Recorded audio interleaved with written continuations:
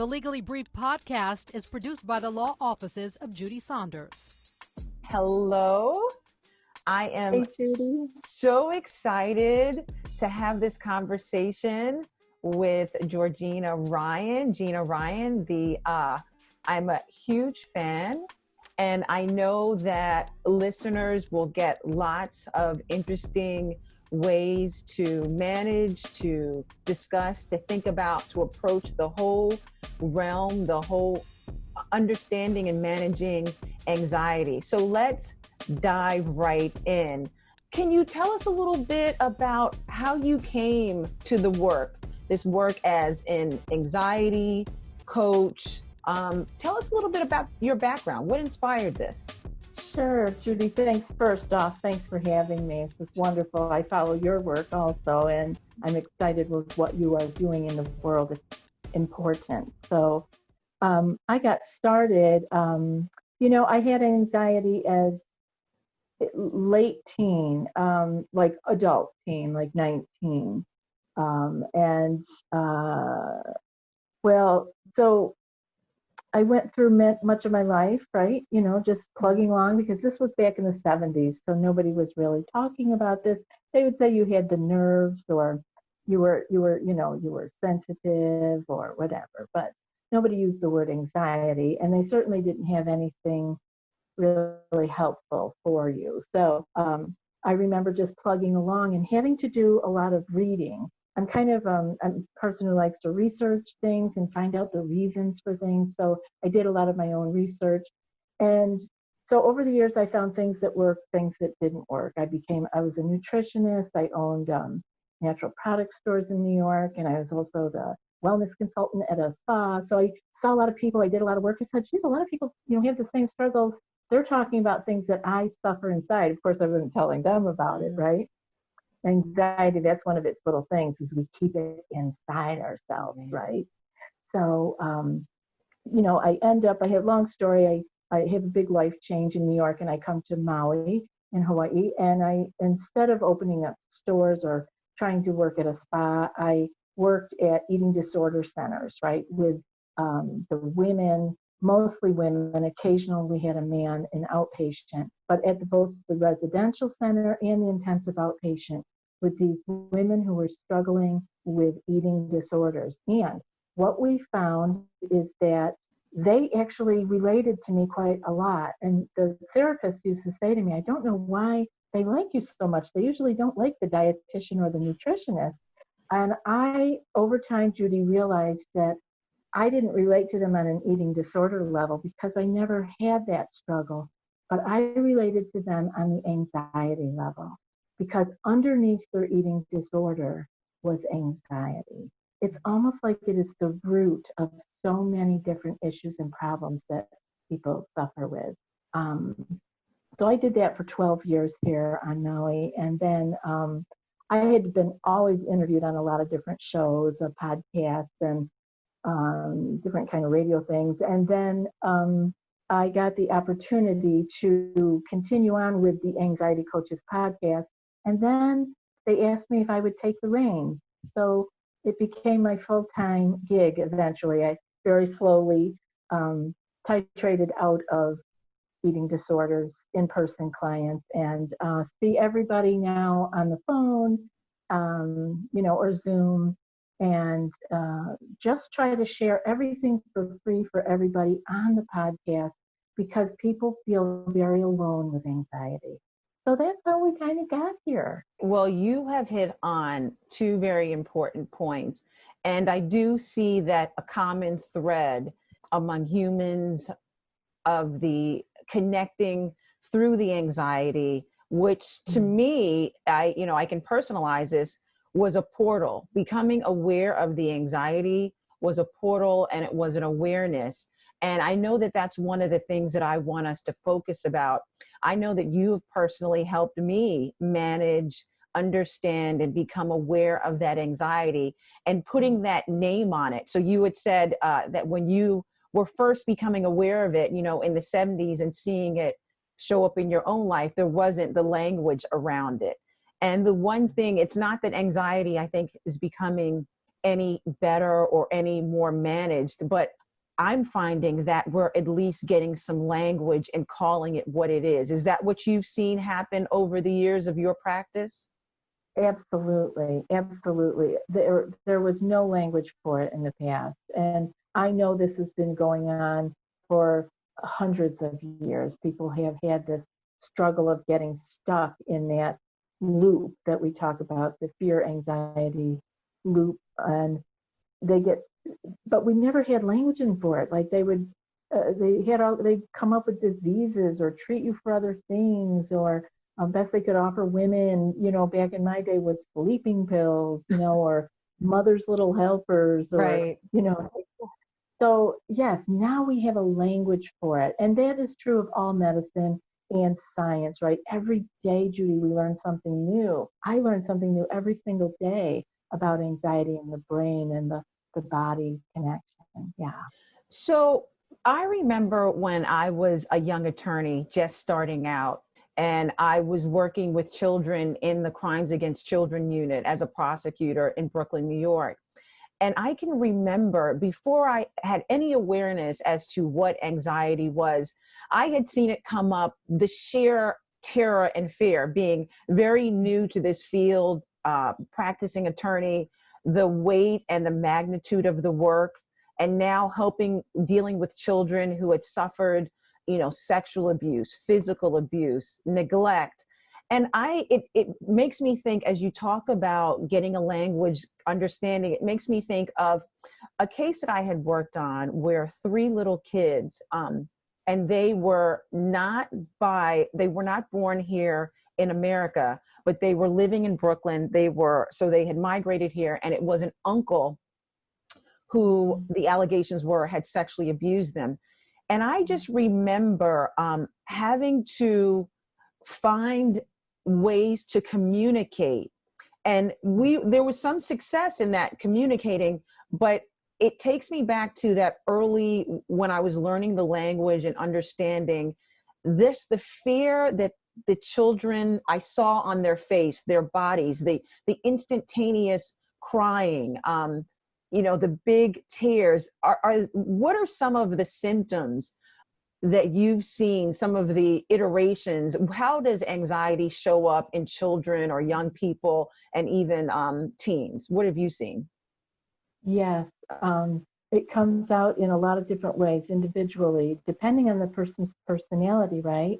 It can come out, as you are talking about, in big tears, in big emotional states, but it can also come out in anger, in lashing out, in acting out, wanting control. So a lot of different ritualistic kind of behaviors with children, even with your toys, or how they play. I think play therapy can be really helpful with children if they're dealing with anxiety. And more up into the teens, again, it can become withdrawn. They can withdraw from those who would help them, meaning parents or friends. There's this withdrawal because there's this sense of embarrassment about it as they get older. But a lot of physical symptoms too. Bellyache, the big one is the stomach ache.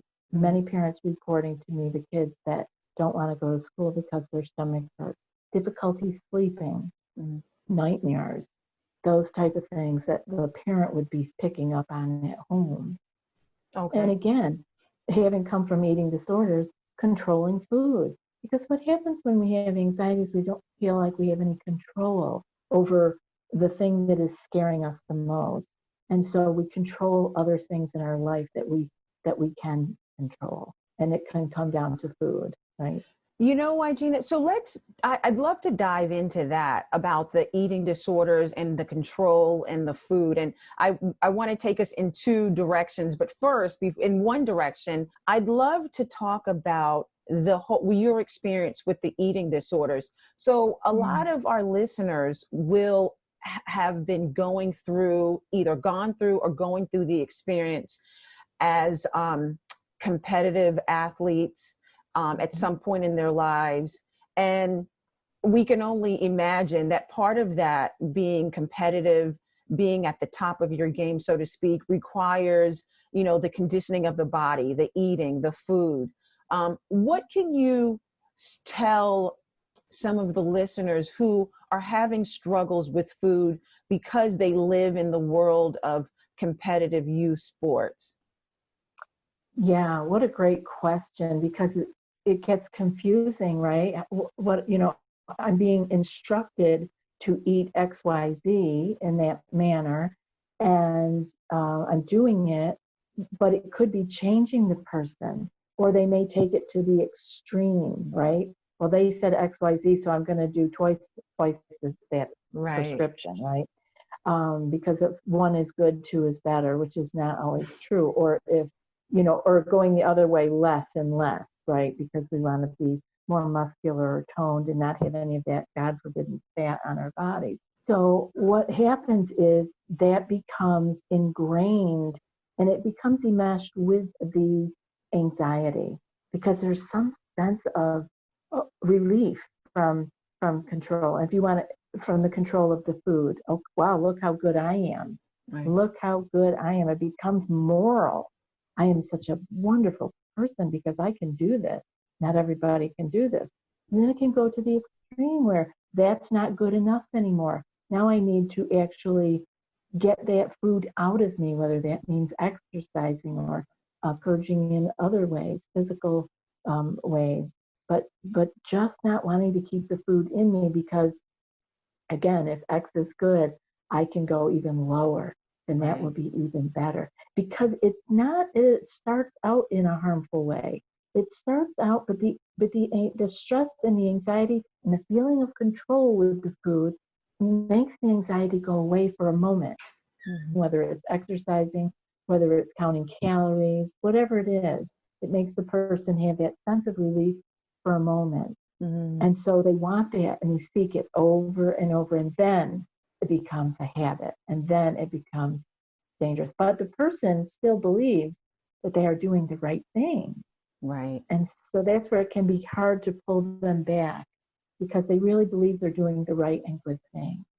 And then, if you can touch on, if you can think of any, management, any tools or skills, because speaking in under this scenario, because if you have a teen, if you have a young person that is in this highly competitive sport, and if you have a scenario where the coach is using food, maybe, not under the guidance of someone that has a nutritional background, and then food may become a tool to either shame the athlete or to exacerbate that anxiety, what would you say to the parents or that young person on how to look at food, how to not let it exacerbate any underlying anxiety, or just, or how to piece it out, how to take it apart so that food doesn't get enmeshed in this bigger anxiety issue? Yeah, very good. That's where we have to remember that we are not just our thinking minds, and our bodies are not just built for the physical athletic events. These things are very connected, and we need to spend time doing that.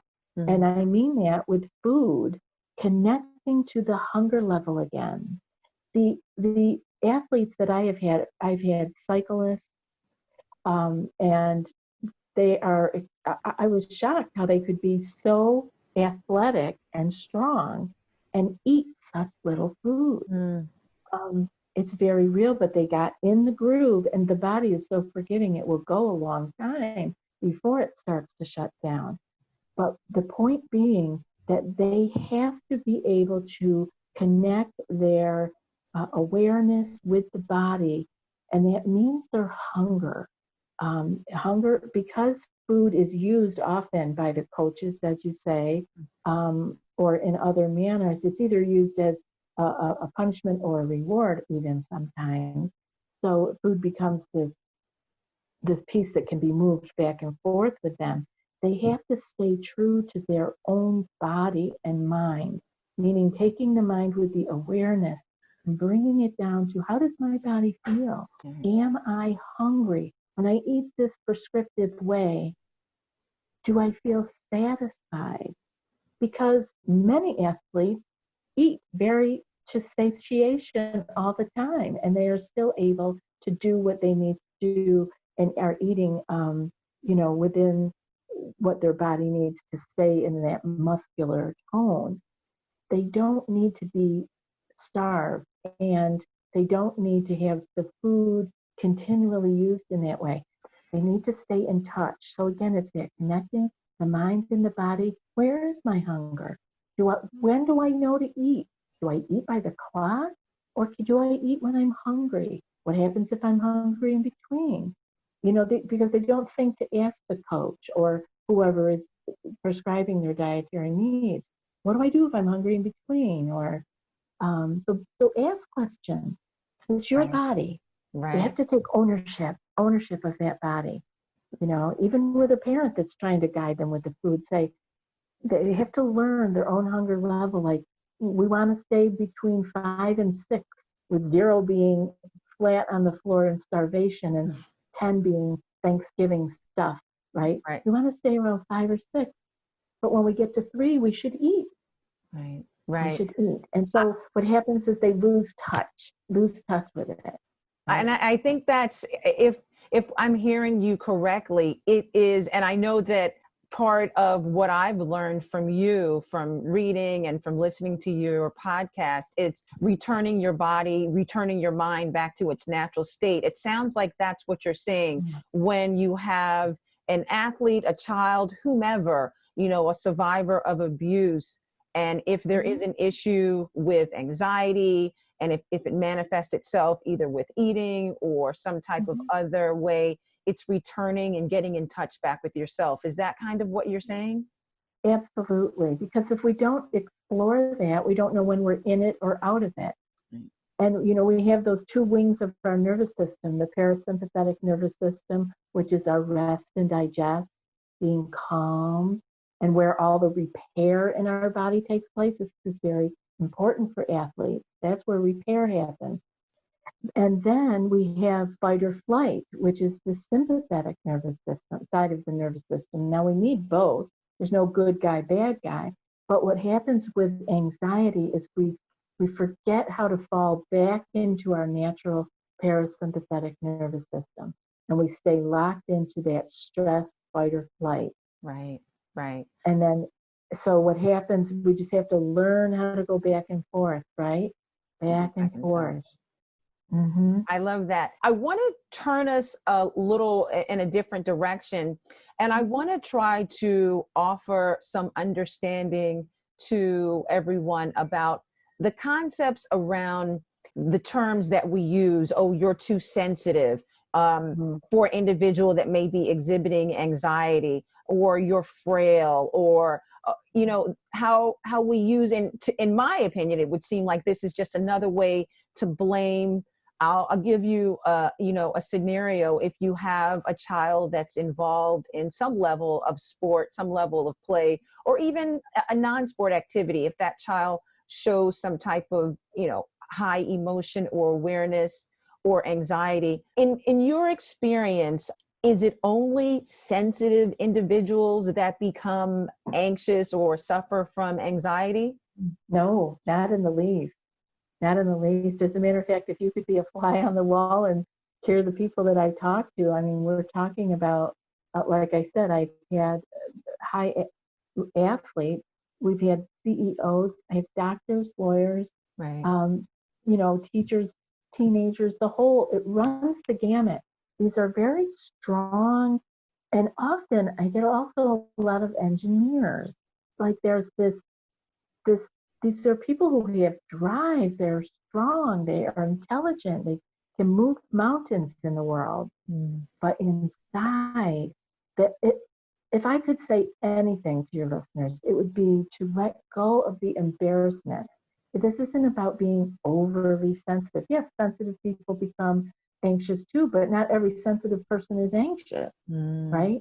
But I've had attorneys. I have a lot of you attorneys. I don't know why.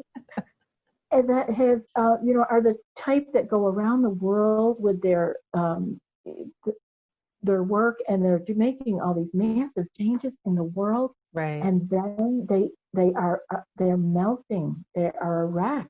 Right. Because Right. inside they are holding on because they have forgotten how to find their way back to their parasympathetic nervous system to let it. It's a chemical reaction that happens in our body. And if Right. we can't turn it back on again, we can't access it.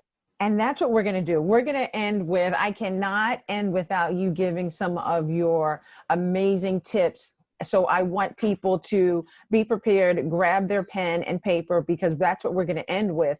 But talk a little bit about, I know, in my experience, when I was managing and still manage anxiety, and if I had seen it manifested with close friends or family members, within the home, my first thought was, either my panic was setting off theirs and we would go in this vicious cycle, whomever it was.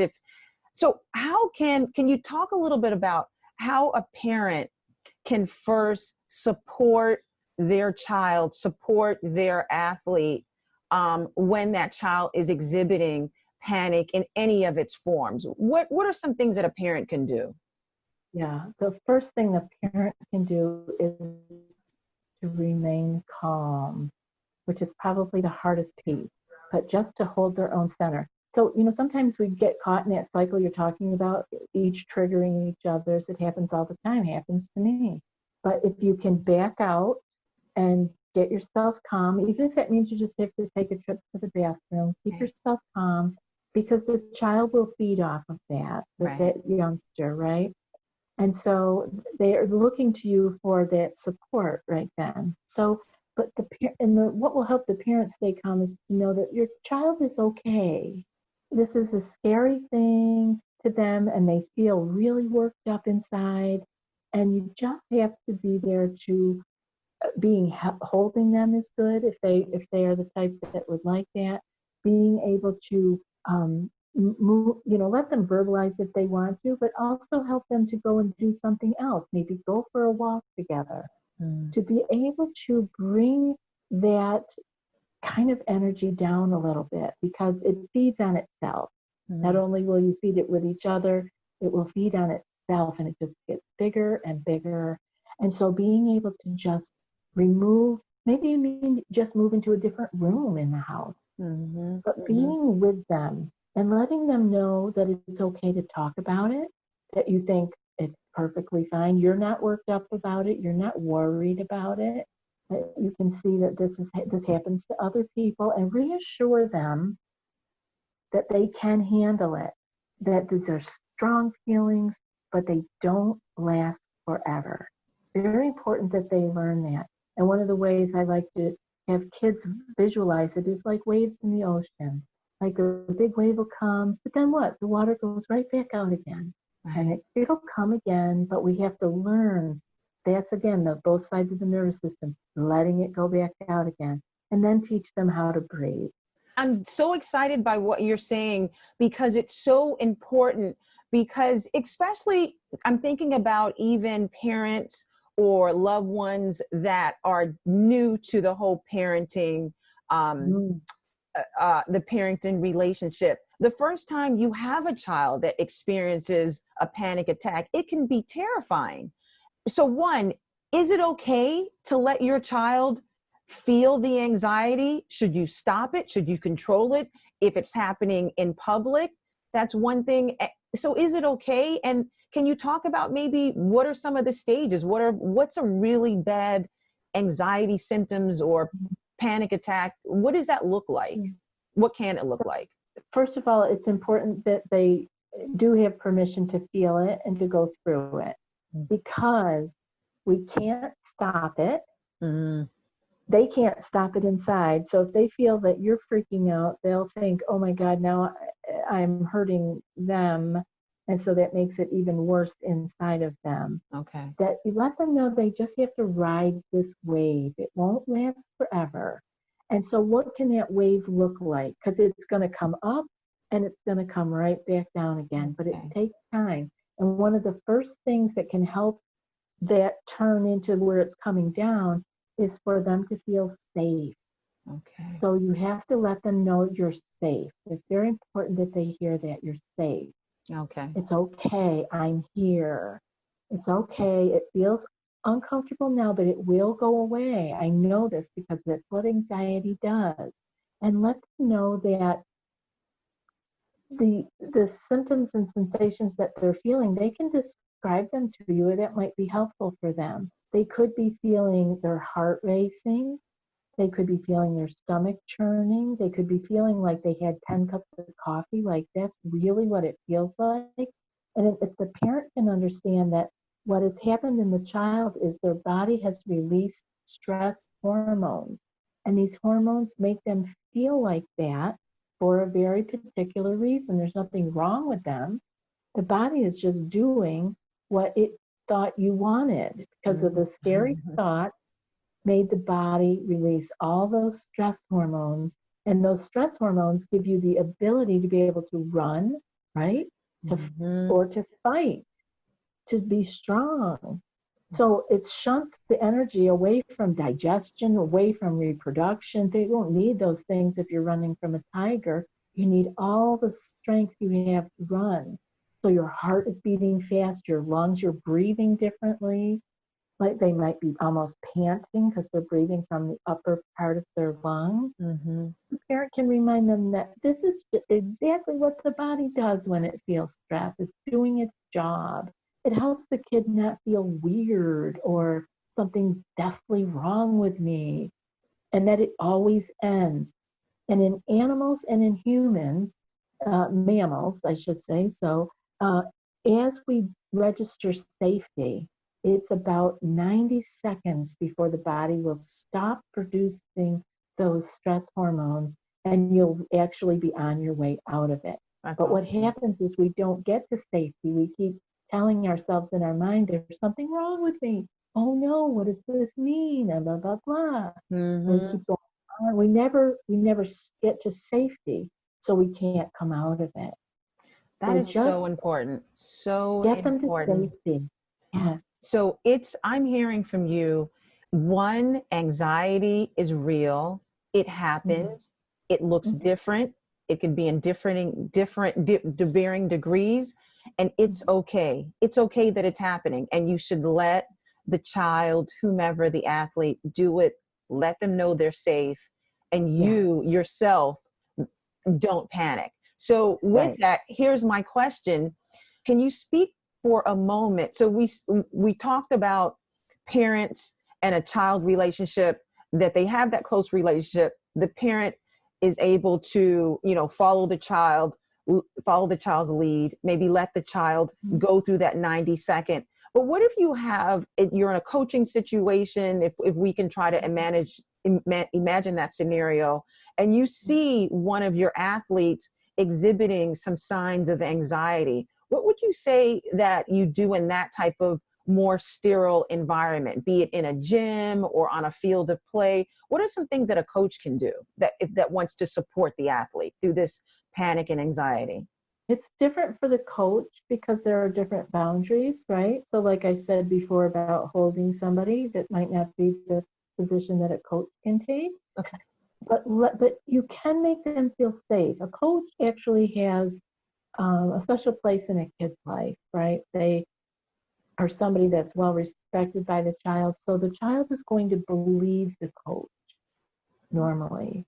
So the coach needs to be able to convey strength and that I got this, you got this. It feels uncomfortable, but man, I know I've seen kids go through this, or if they've had their own experience, that would be marvelous. They could share that. But to just be that rock so that the kid can know, I might feel like I'm falling apart right now, but coach says I'm okay. So let me believe that. So they have to have that good relationship as they would with a parent, to believe. And the coach can actually tell them, how to breathe. I think these are important things for teachers and coaches and anybody who works with children to know. If you see a kid starting to breathe fast, rapidly, and shallow, that you want to instruct them to do that belly breath. Let your belly relax. Let your ribs expand and take that deeper breath, because that is a physical message to the brain that everything's okay, because we can't breathe like that when we are in danger and running. Right, right, right. Or hiding and freezing, right? We can't breathe like that. We're like little shallow breaths so we don't get found, you know? Right. Yeah.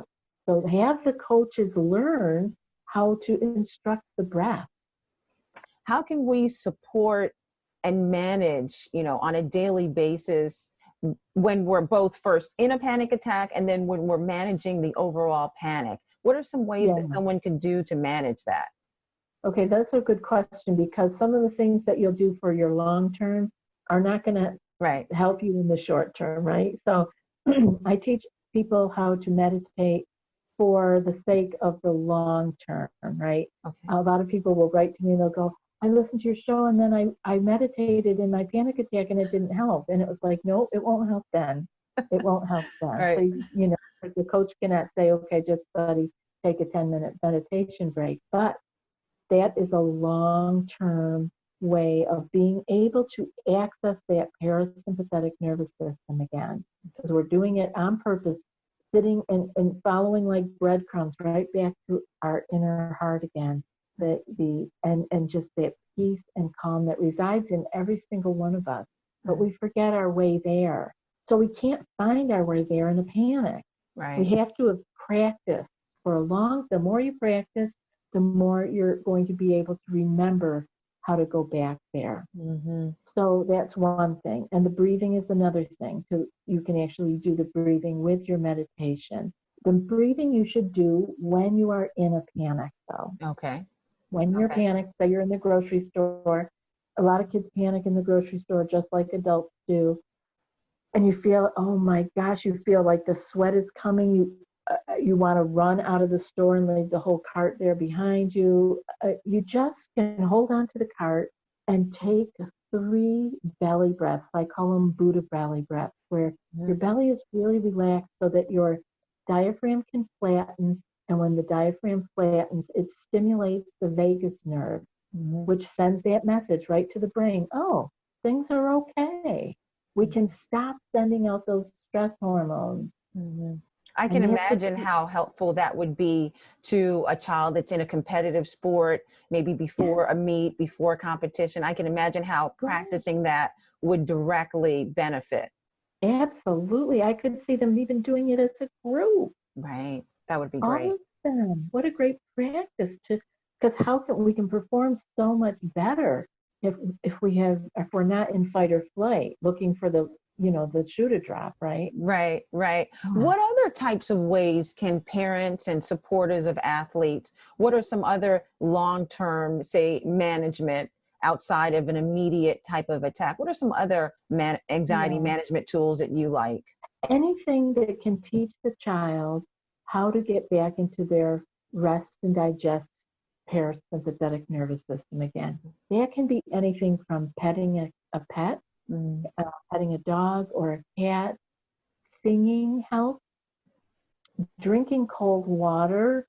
If you're in that's a acute situation, you can just drink some cold water or have some ice in your mouth. That can help somebody to pop out. But always staying hydrated as a regular thing, and athletes have a little extra problem with that, needing to have even more. Being able to feel the good relationship with people. So that's where the coaches can really come in and pay attention to how they're relating to each child on that level of, am I helping them to feel safe and secure? So for the children to be able to learn that this too shall pass. What do you think about journaling? What's your, have you found that to be effective in your practice?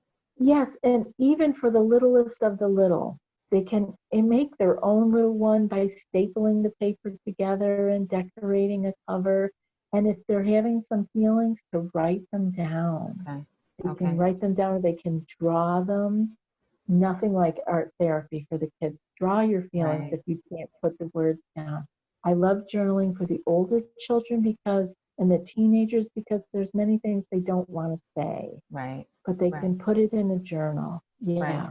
What is your thought? Have you seen that long-term anxiety is managed by being outside, by movement? You know, we're talking about athletes that move for, you know, they move for a living. It's part of, but some of the non-competitive ways of movement, what would you say, what type of management, non-competitive movement would you recommend? Yeah, I think that's especially important for the athlete because they've equated probably a lot of their movement with competition. And so it carries a little bit more of a little heavier stress load on them. So being able to just find your joy in your body, that could be anything from, I love yoga for that because you can incorporate the breathing in that at the same time. It's almost, and the Tai Chi or Qigong warm-ups, which is a little bit more free flow. But again, you're integrating the breathing with that so that it's almost like doing your meditation, but moving. And then just being in nature, take your shoes off and walk in the grass, go out in the woods, get in the lake or the stream or the ocean. Water is awesome. And you know what? If you can't get out into nature for water, get in the shower or the tub. It really works wonders. But in a way that's not just part of the old routine. They have to break out and have it be more self-care and a little bit more like, this is for me. This feels good. It sounds like you're saying also part of this managing the long-term anxiety is taking agency back and authority back over your body and your person, which, we can speculate if you are competitive from a young age in sports, a lot of what you're doing with your body, you're being told to do by a coach, or make this correction, do this, move this way. This skill is going to advance your athletic career. But it sounds like what you're saying is that part of managing the long-term anxiety is having some of that agency back over your person. Am I understanding that correct? Absolutely. And it's sad to watch it be taken away from children. So I think maybe there is probably more of a movement nowadays to not have that happen so much, but especially the younger ones, no one is advocating for them, right? As far as this is yours. Do you even want to do this? It can feel like the right thing at one moment, but maybe not another year down the road. So just being able for them to be able to keep that connection of, I am in here, this is my body, and do I like this? Do I want to do this? Does that feel right to me? Does it feel right to me to eat like that or to move like that? To be adjusted like that or whatever the thing. And I think that's a place where parents can be really helpful in instilling that into the children, that this is wonderful and great and you're really good at this, but how does it feel for you? What does it feel like? Yeah. We have to stay connected. We're very unconnected as a society. Staying connected. I feel like that is the way back. That's the way back to the natural state, staying connected. Gina, thank you so much for this, having learned, seeing the scenarios of when we can get out of our natural state and what that brings about, whether it looks like an eating disorder, whether it looks like the rapid breathing, whether it looks like a full-blown panic attack in the different iterations, whether it looks like anger. I'm glad that you were here to share with us some of those long-term tips, as well as when you see your athlete or your child in the throes of a panic attack, to follow their lead. So that's what we're going to do. Will you please, let's end with just telling, where can people find you and your beautiful practice as the anxiety coach if people want to reach out to you directly? Oh, sure. It's easy enough. It's just anxietycoachespodcast.com. Everything's on there, and you can find the show on any of your favorite podcast player, the Anxiety Coaches Podcast. Yeah, the easy way to find us. Yeah. Happy to Awesome. talk to anybody who has questions. Yeah. Awesome. Thank you so much for sharing your time and your wisdom and ways to manage anxiety in ourselves as parents and young adults and competitive athletes. Thank you so much. Thank you, Judy. Aloha. Thank you for listening to the Legally Brief podcast. Remember to join Judy and fellow listeners at the Legally Brief Facebook group.